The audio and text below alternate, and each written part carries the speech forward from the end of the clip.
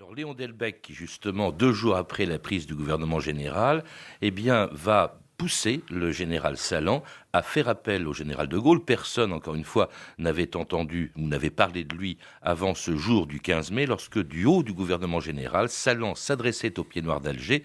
Delbecq profitait alors de l'émotion du commandant en chef de Salan pour lui faire prononcer le nom qui allait faire de la révolte d'Alger une révolution. Jacques Roseau, un des organisateurs du 13 mai 58, se trouvait alors à côté de Salan et de Léon Delbecq. Le général Salan arrive, prononce son allocution pour bien dire aux Français d'Algérie qu'il est là pour aller jusqu'au bout et pour sauver l'Algérie française. Et il termine son allocution en disant « Vive la République, vive l'Algérie française et vive la France ».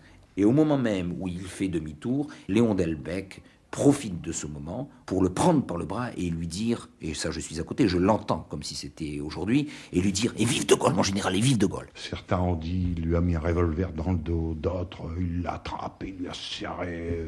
Léon Delbecq. Non, je l'attrape gentiment par le bras et je glisse dans son oreille. Mais dites vive de Gaulle ! Et Salan, qui est un militaire plein de sincérité, croyant que c'est simplement un hommage à un général historique qu'il va rendre, il se retourne vers la foule qui est là et il hurle « Et vive le général de Gaulle !» Et la foule applaudit à tout rompre, mais il y a là, à côté de nous, des centaines de journalistes, non seulement de France, mais du monde entier, qui vont reprendre immédiatement le général Salan vient d'en appeler au général de Gaulle. Ici Alger RTS. Ce matin, une foule estimée à environ 5000 personnes s'est rassemblée sur le forum face au ministère de l'Algérie afin d'entendre une déclaration du général Salan. Ce dernier a notamment affirmé dans sa conclusion « Je crie vive la France, vive l'Algérie française, vive le général de Gaulle ». Bonjour et vive la France, mon général de Gaulle, soyez le bienvenu. Après voilà 12 ans, garçons et filles, pelotons, escadrilles, se rallient à votre commandant. Nous sommes présents, tête brûlée d'Afrique, résistants d'avant-hier et soldats d'aujourd'hui, pour crier avec vous, vive la République, et qui pourra défaire le sang qui nous unit. Dire non la lettre, dire non la langue, avec l'Algérie française, avec la Suède Salan. Dire non la lettre, dire non la langue, avec l'Algérie française, avec la Suède Salan. Et c'était une chanson des Pieds Noirs, peu de temps après ce 15 mai 1958, plus important encore que le 13 mai 2 jours plus tôt, parce que là, on fait appel à De Gaulle. À partir d'Alger, les Pieds Noirs, encouragés par Salan, font appel à De Gaulle. Et là, De Gaulle, d'ailleurs, le soir même, Guy Pervilliers envoie un communiqué dans lequel il se déclare prêt à assumer les pouvoirs de la République. C'est un basculement, c'est ça qui allait faire de la révolte d'Alger du 13 mai une révolution. Oui, c'est exact, mais c'est pas tout à fait exact, car en fait, il avait déjà été question à de nombreuses reprises de Gaulle, puisque le général Massu était tout prêt à accepter cette idée, et Delbecq et Neuwirth lui ont suggéré immédiatement, à tel point que le général Salan lui-même, qui a décidé de prendre tous les pouvoirs légaux et du coup d'effacer le pouvoir civil, puisque la Cosse n'était pas là. Donc le général Salan a téléphoné le soir même du 13 mai au général Elie, chef d'état-major général, en lui disant la population demande à tout prix la formation d'un gouvernement de salut public autour du général de Gaulle. Oui.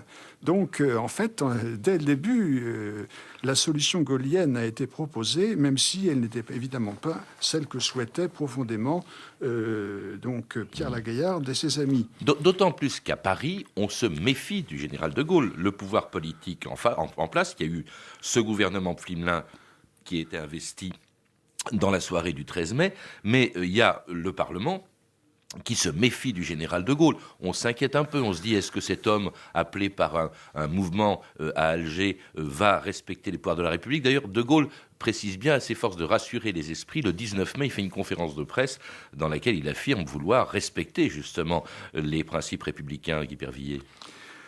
En effet, et aussi bien dans sa déclaration du 15 mai, qui était sa réponse immédiate à l'appel du général Salan, ou en effet dans la conférence de presse qu'il a faite le 19 mai, il s'est présenté en arbitre et il a refusé de se prononcer sur le fond du désaccord entre Alger et Paris, mais il a évoqué l'image très nette d'un arbitre en disant que dirait-on d'un arbitre qui rendrait sa sentence avant que son arbitrage soit sollicité et sans avoir les moyens de le faire appliquer. Il y a une chose quand même qui inquiète beaucoup, c'est un plan de débarquement de l'armée d'Algérie en France qu'on appelait le plan Résurrection, qui était un plan concret, réel. On a même parlé de coup d'État ou de tentative de coup d'État qui aurait permis à De Gaulle d'arriver au pouvoir, d'autant plus que De Gaulle n'a jamais voulu désavouer ce projet de débarquement en France, Guy Pervilliers. Oui, alors en effet, c'est un sujet qui est resté très délicat et en particulier, on a beaucoup de mal à avoir des confirmations précises de la part, du général de Gaulle. De toute façon, il est mort, mais il avait toujours dit qu'il n'était pour rien dans ce qui se passait. Il ne voulait rien savoir de ce qui se passait. C'est l'armée uniquement qui avait prévu ce plan, alors pas seulement, parce qu'il est certain aussi qu'un certain nombre de gaullistes de son entourage, donc non seulement Léon Delbecq, Lucien Neuwirth sur place à Alger, mais également Jacques Soustel, qui donc était un ancien gouverneur général de l'Algérie et en même temps un ancien dirigeant du RPF, le Rassemblement du peuple français gaulliste. Jacques Soustel avait réussi à rejoindre Alger dès le 17 mai. Et d'autre part, il était aussi devenu un ami du directeur de l'Écho d'Alger, Alain de Sérigny. Et justement, avant même le 13 mai, le 11 mai, Alain de Sérigny avait lancé un appel au général de Gaulle. Parlez vite, mon général, vos paroles seront une action.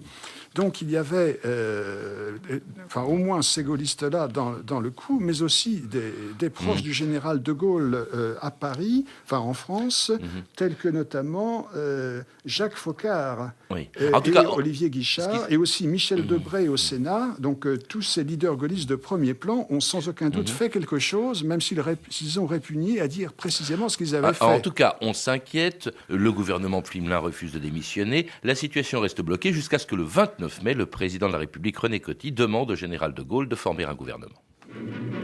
Le message capital adressé par M. René Coty au Parlement désignait enfin de Gaulle comme le seul arbitre possible de la situation.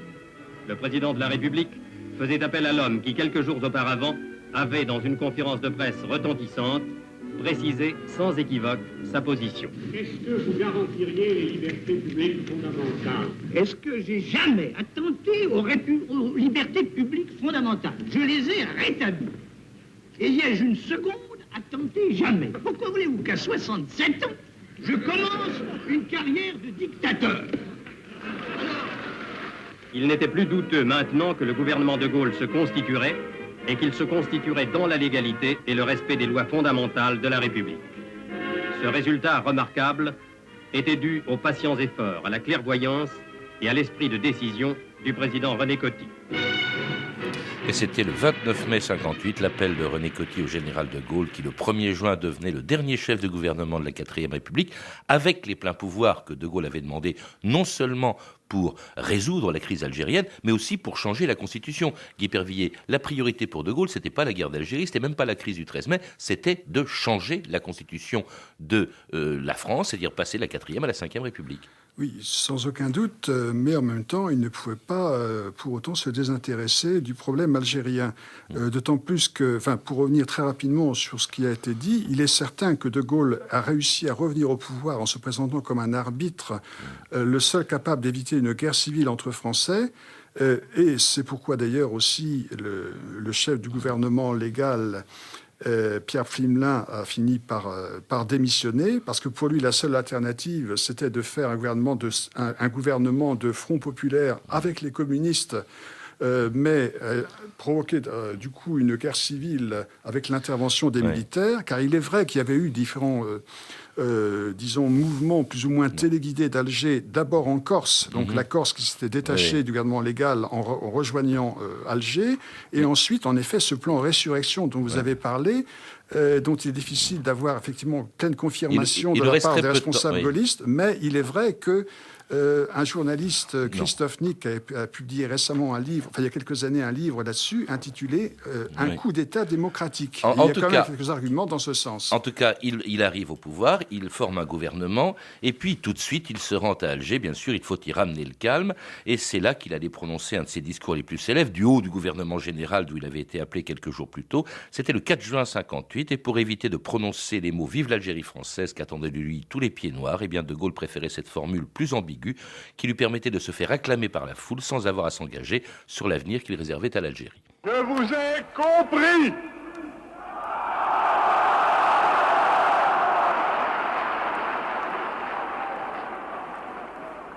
Je sais ce qui s'est passé ici. Je vois ce que vous avez voulu faire. Je vois que la route que vous avez ouverte en Algérie, c'est celle de la rénovation et de la fraternité.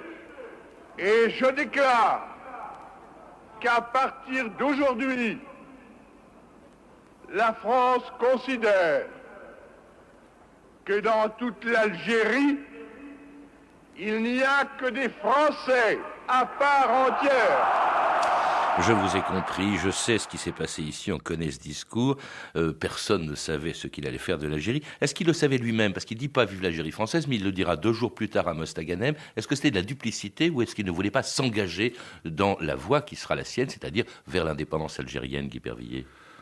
C'est plutôt de la duplicité, car De Gaulle savait très bien ce qu'il jugeait impossible, c'est-à-dire le maintien de l'Algérie française qui rendait nécessaire l'intégration de l'Algérie dans la plus grande France comme une province française.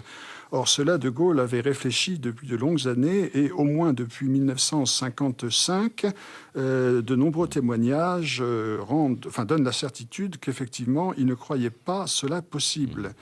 Donc, De Gaulle a réussi en effet dans ce discours un chef-d'œuvre d'ambiguïté, puisque tous ceux qui l'ont voulu y ont vu la confirmation du caractère français de l'Algérie sous la forme de l'octroi de tous les droits politiques à égalité entre tous les habitants européens et musulmans. Mais en fait, De Gaulle a profité de cela pour ne pas employer l'expression Algérie française, qu'il a néanmoins employé 2 jours après à Mostaganem. Mais le fait est que De Gaulle n'a jamais voulu employer le mot intégration, qui était le principal slogan des hommes du 13 mai et de Jacques Soustelle. Merci Guy Pervilliers. Malheureusement, cette émission se termine. Et en tout cas, il a mis en place un nouveau régime dans lequel nous nous trouvons. Et depuis le 13 mai 1958, ce sera la 5e République mise en place en septembre. Je rappelle que vous êtes l'auteur de plusieurs livres sur la guerre d'Algérie, dont le plus récent, La guerre d'Algérie, Histoire et Mémoire, vient de paraître aux éditions du CRDP d'Aquitaine dans la collection Histoire de notre temps, un livre accompagné d'un CD-ROM. Vous êtes également l'auteur d'un Que sais-je sur la guerre d'Algérie, édité au PUF.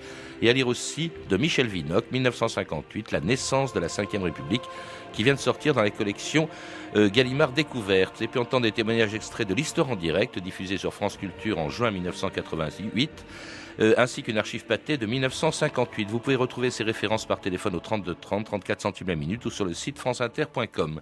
C'était 2000 ans d'histoire. Merci à Pierrick Monsigny, Gilles Gaillard et à France Bleu Gironde à Bordeaux avec Alain Fournier.